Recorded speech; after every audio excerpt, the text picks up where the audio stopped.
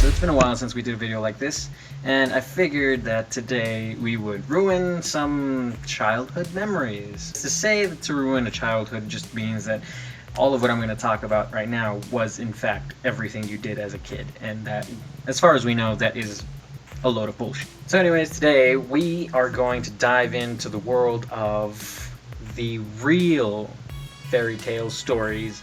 Now, if you don't want your memories being ruined, I suggest you clickety-click out of here. But if you want to hear the real stories, this is the video for you. Today I'm only going to be covering 5 of the fairy tales that we have all come to know and love, and I will be giving you guys the actual origin. And we're starting off today with Snow White and the Seven Dwarves. The fairy tale was actually based on a real-life event. It was a story taken from the 16th century, based around a woman named Margaret von Waldeck. I really hope I said that right. She was a Bavarian noblewoman, and this story did revolve around her and what happened in her life. So Margaret, aka Snow White, grew up in Bad Wildungen. I don't know if I'm saying it right. That was where her brother had a mine of sorts, and he would use small children to mine for him.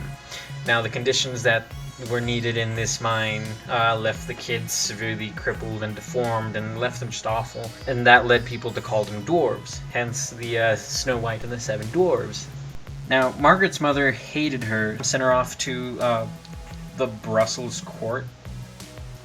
She sent her off there to get rid of her. That's where Margaret met Prince Philip II. He was the Prince of Spain. Now, the King of Spain, Prince Philip's father, did not agree with the romance. So what he did was he called upon his legion of Spanish assassins to take her out.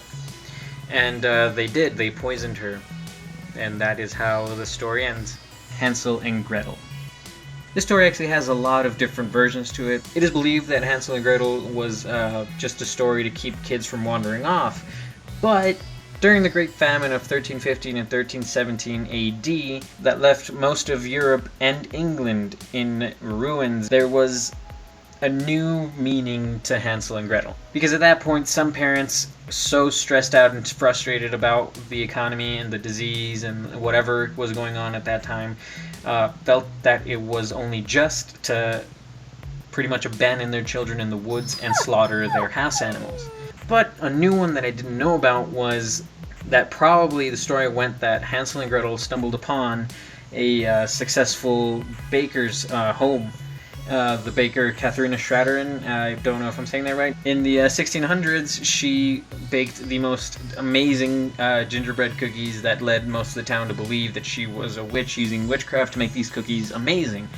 So, because of all of this going on, she felt that she had to flee the town to remain safe.